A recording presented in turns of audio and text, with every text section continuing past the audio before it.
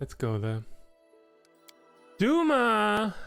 Hello there! Guess who's back again? Guess what? I bring trouble again.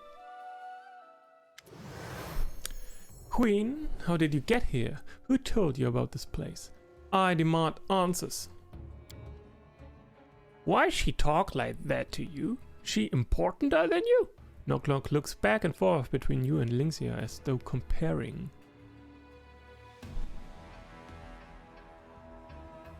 I don't have to explain anything to you. Not this time. The interests of the Order of the Rag demand a straight answer to my question. I will have it, the easy way or the hard way.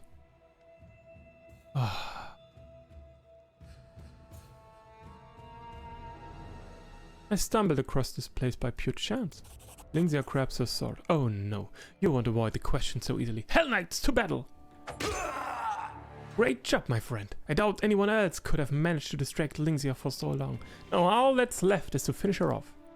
Treason! To battle, Hell Knights! Keep Darwin alive, but kill all the rest! Oh, I've been looking forward to this moment. He has to die. She has to die. Haste.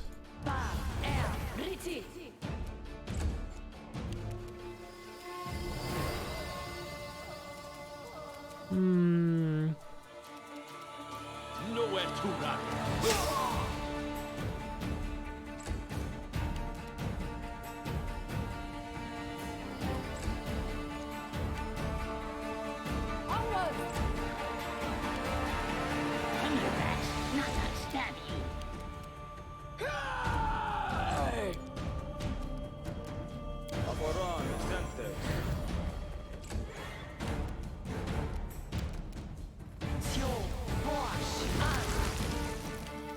Let's go. Damn, this is not the end. Hell Knights, cover my back.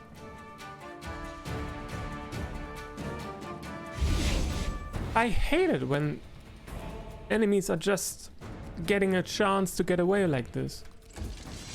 I had her. She wasn't able to escape. Not like this. This is all bullshit. Oh, God damn it.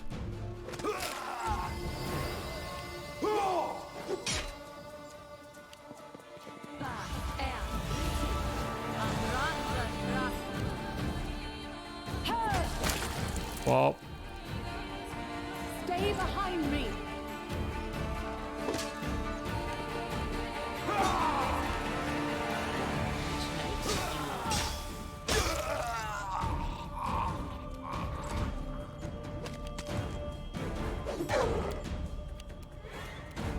Bring it!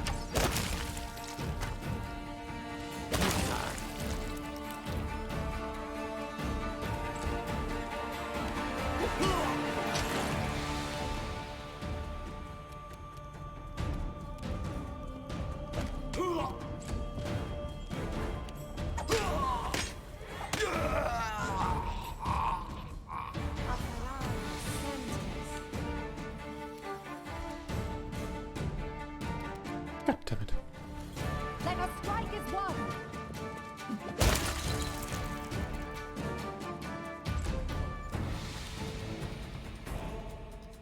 Knock used to lighting enemies on fire first. Tear them apart!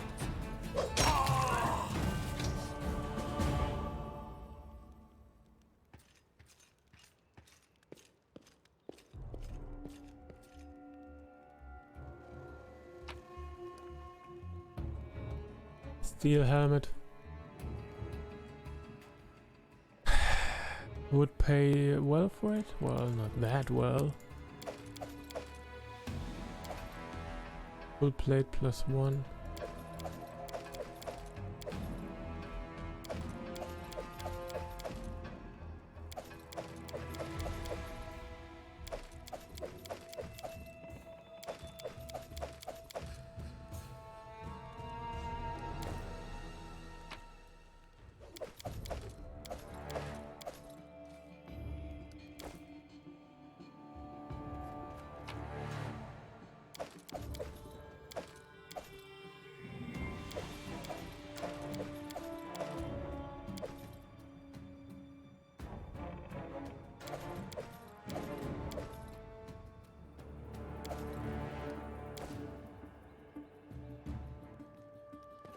Well, Doomra, what a day!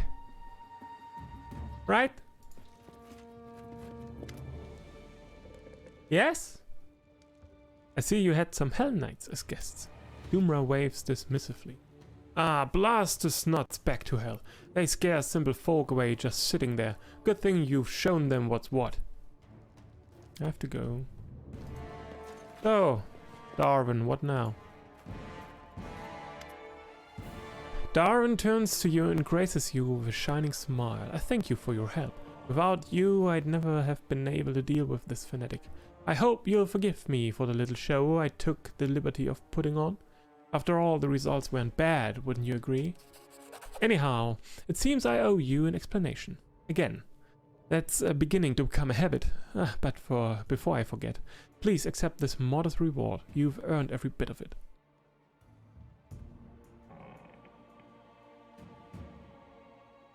You set me up. Now Lynxia thinks we're accomplices. I regret if I've caused you any discomfort. I hope that the sound of golden coins jingling in your purse will help you forget this unfortunate episode. Valerie folds her hands across her chest. I cannot say which is worse, lies and manipulation, or the sincere belief that the righteous wrath they caused can be brought off. That the righteous wrath they caused can be brought off.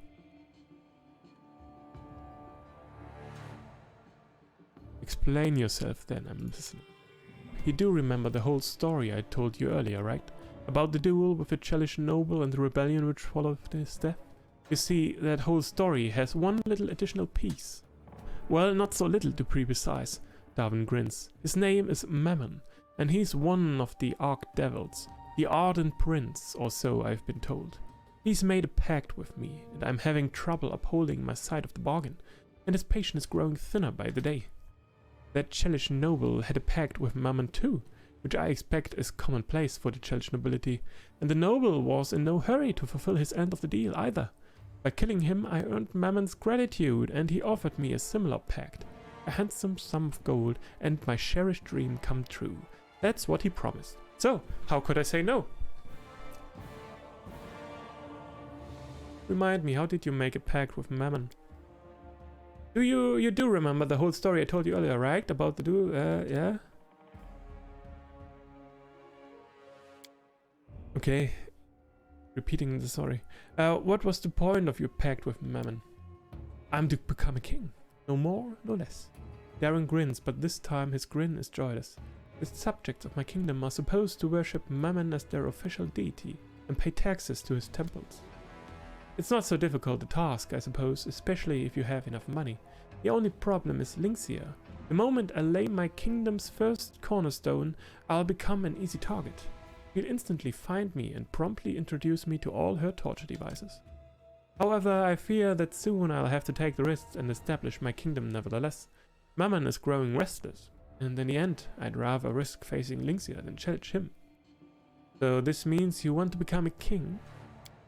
Oh yes, that was my dream ever since I was sailing the inner sea as part of the Taldorian merchant fleet. I even came up with a name for my kingdom. Brineheart. Fond memories of those careless times when I had neither crazy zealots nor offended Archdevil chasing me. What do you want from me? Help me get rid of Lynxia, once and for all. Of course, your help will be amply rewarded. I can be very grateful. I'll take your deal. Excellent. In that case, I'll establish my capital immediately. It will be a thriving trading hub, and its king will count himself in your debt. You won't be disappointed. You have my word on that. And I always keep my promises. I hope same can be said about you. Darwin smiles disarmingly.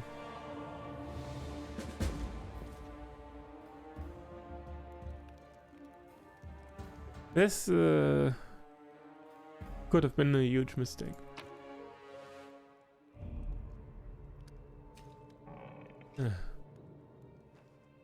But nevertheless, we already are in big trouble. Because she already believes that the two of us are working together. And there won't be anything to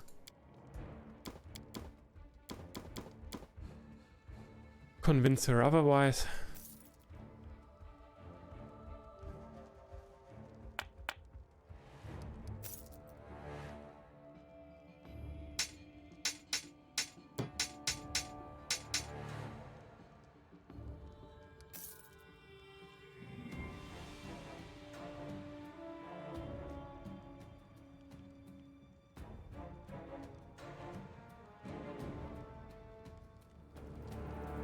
All right. I do what I Take care, Doomra.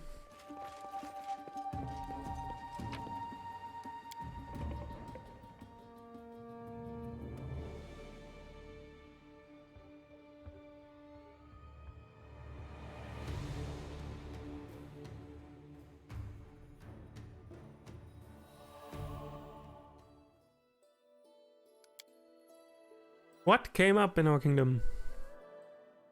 Lingzia is asking around about Tarvin. Lingzia ceases interrogating your people. Order of Prisms. Take a look there.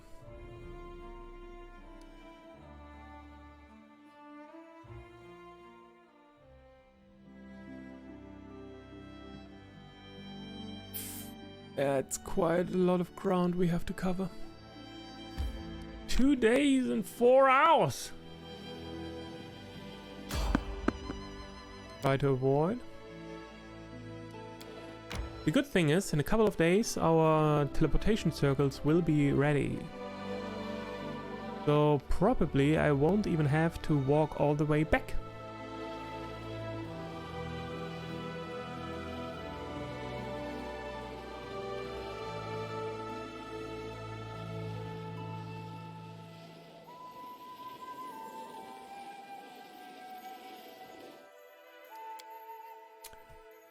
Resting. Great beasts rough the land again. Everyone blames Mother again. But that is not her. She would have told me. Judging by your words, Lamashtu whispers her visions to you like Grotus whispers prophecies to me. Who would have thought that goblin will understand me better than anyone else? Oh, making friends.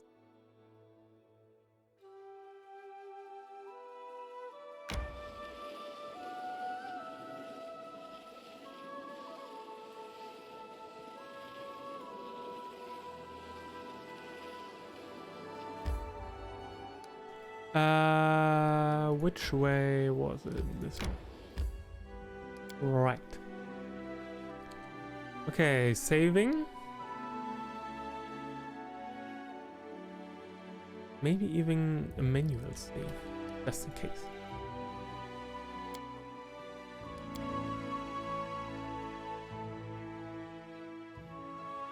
Not so long ago, a traveler passing through the rocky foothills of the Brandland Mountains would have had a little to feast their eyes on, save for the occasional bunch of wild flowers maybe. The area is now graced with the intricate spires of a temple dedicated to the Eternal Rose, Shallan, the goddess of beauty. Let's go there. I guess this will be another one-on-one fight Valerie has to take. Oof. And I'm afraid I already know how this one is going to end. Like all the ones before.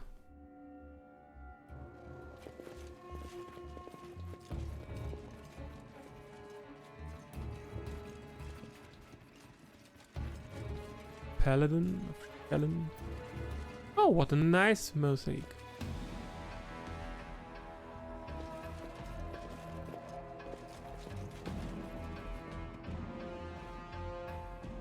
Did I cast Stone Skin already? Probably.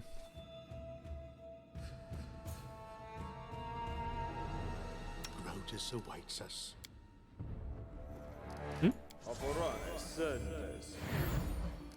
I am never wrong.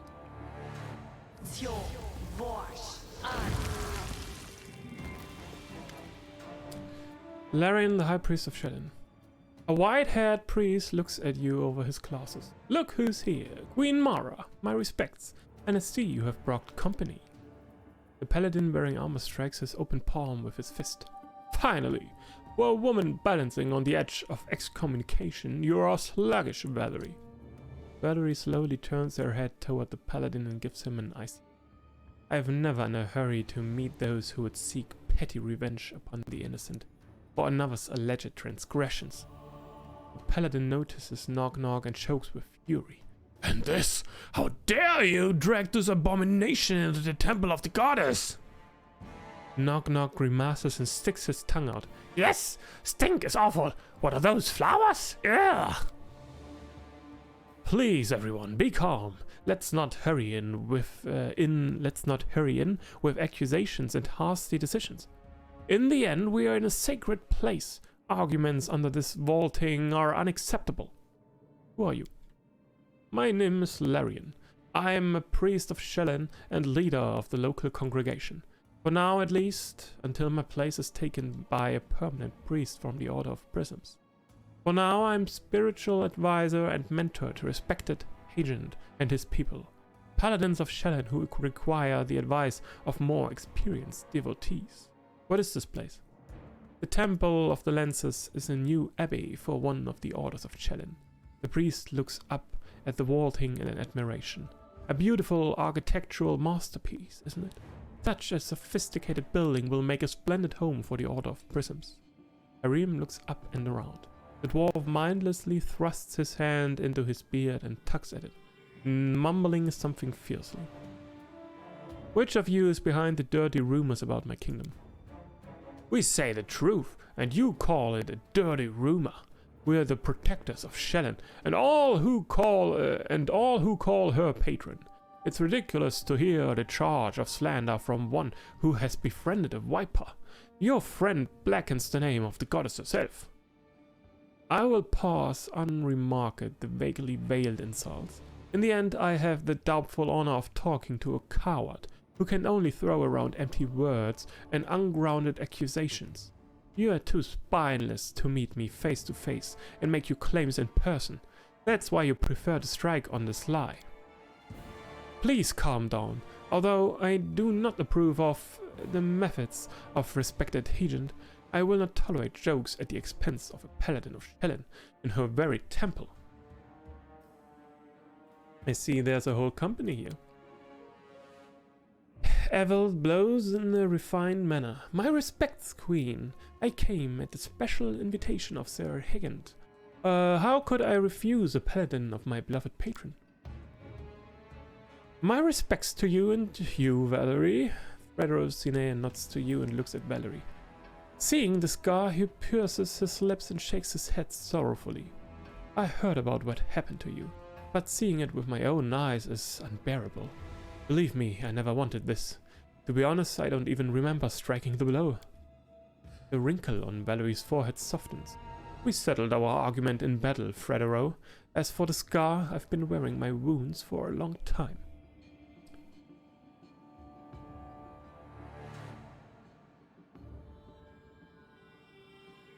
I want you to leave Valerie alone. She serves me and owes no debt to Shellen.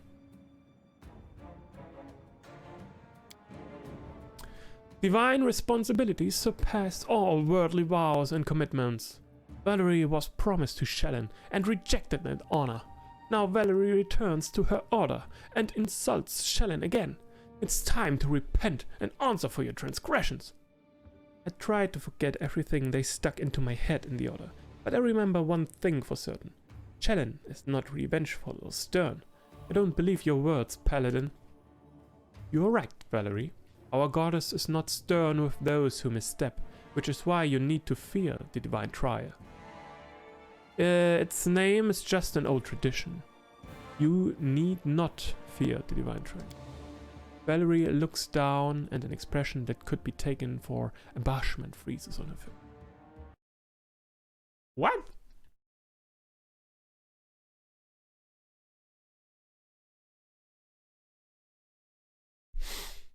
Yeah. What trial are you talking about?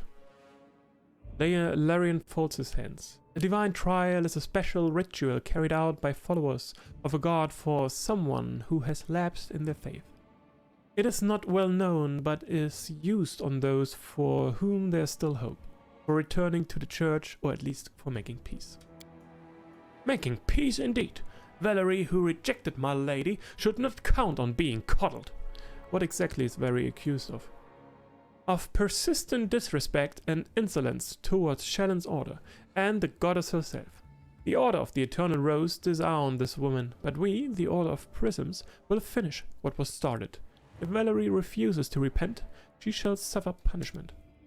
If Shalyn's newest order appears each time another one stops persecuting me, my disrespect for your goddess will only grow.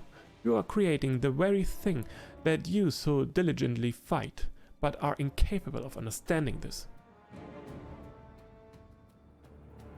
It's up to you, Valerie. Valerie keeps silence for a few moments and then takes a deep breath.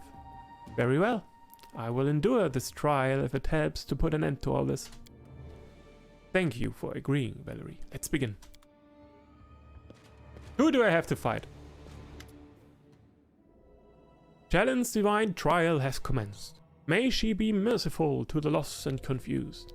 It's time to listen to all sides and decide what fate waits Valerie.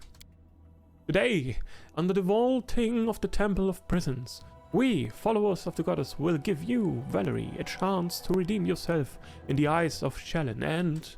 Enough, Lorian! Everybody present knows she doesn't deserve redemption. She lost the right to forgiveness on the day she rejected Shalyn's grace. Fredero Cine clears her throat to attract everyone's attention. I didn't come here to stand silent like an idol. When I challenged Valerie to a duel, she agreed. We fought according to all rules and our argument was settled. Think what you will of Valerie, but at least she showed me some respect.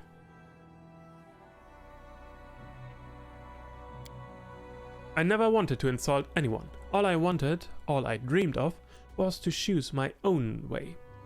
Keep quiet.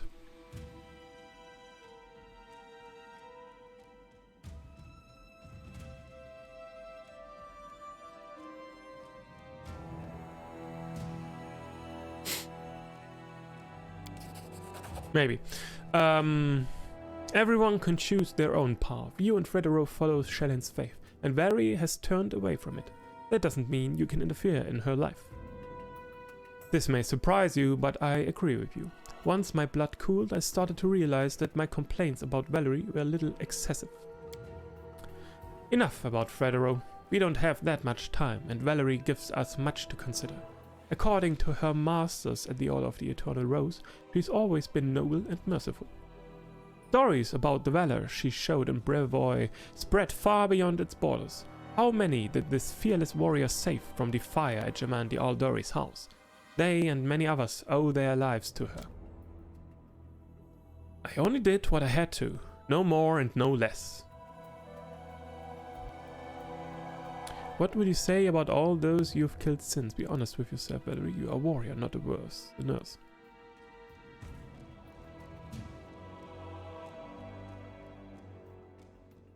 Keep quiet. So much smugness in her words, so much pride. Valerie closes her eyes in irritation and swallows heavily. You feel she's about to scream. Tammy! Hello there.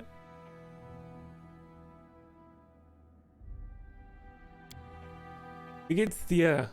Wie war die Woche bisher für dich? Ich hoffe, angenehm. Ich hoffe, okay. Enough! I'm tired of this endless babble. I shall prove that Valerie is a capricious and dishonorable woman who has twisted her life to pursue a single goal, to harm everything that is precious to Shellen. Capricious. Wait. Launisch, unberechenbar.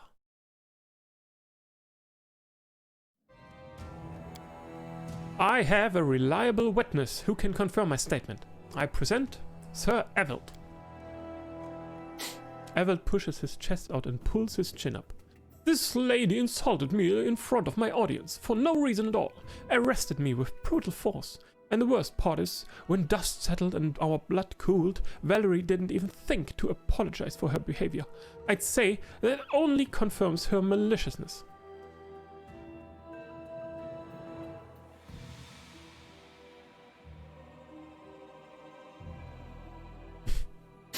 You provoked her, it's your fault, Evald. Larian raises a brow and looks at Evald over his glasses. Oh, was this man's art meant to do harm? Nickelstew, hello there! No, not yet. We're getting close there, I think. It is a big game. It definitely is, yeah. Kein warmes Wasser, keine Heizung. Das zackt, Sammy, das zackt.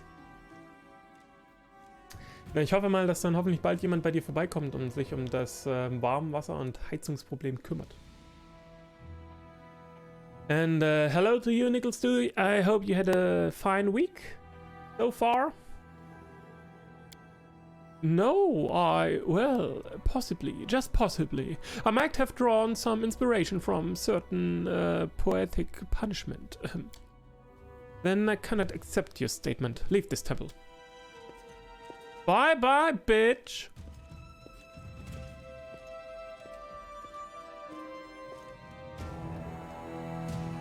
Ha!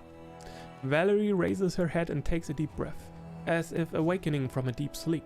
She looks at the temple's decorations and raises her head. I've stood here listening to your arguments for long enough. Now it's my turn to speak. My departure from the Order of the Eternal Rose was not an insult to Shellen or her followers. All I wanted was to devote my life to what's important to me. The goddess followers never gave me a single chance to walk my own life's path. Do I value art? No. Am I ready to serve it? No. Do I respect those who have brought so much trouble to me and the Queen? No. But there are some of you like me who dream of just one thing: to carry out your chosen duty. Valerie turns to Larian and lowers her head. If all servants of Shellen were like you, my parting from the Order could have been much more peaceful. Maybe I don't deserve forgiveness in the eyes of Shellen. Maybe fanatics like Sir Higand would be happier to see me in the news. But I see now that one shouldn't laugh at another's way just because one doesn't understand or share it. But now, speaking openly before you, my conscience is definitely clear. And if you wish to judge me for the fact that my opinion is different from yours, the divine trial is over. Shellen has made her decision. About what? How? Barry touches her face. The scar! It's gone! It's a miracle! It's a miracle! Witchery! Higand, white as a sheet, points at Valerie with a trembling hand. But why? Larian smiles softly, looking at Valerie. Look at her, my friend. She is proud, but who could expect otherwise from a creature of such amazing beauty? Now, as Shellen's light fills Valerie's soul, the child is filled with renewed radiance. The thorn that pricked has been burned away. The goddess shows Valerie a way to the source of light and beauty. No! Hagen pulls out his weapon and shakes it in the air, rolling his bloodshot eyes. The witch has deceived Shellen. Only I know the will of my goddess. Death to Valerie! Oh, finally we can kill him.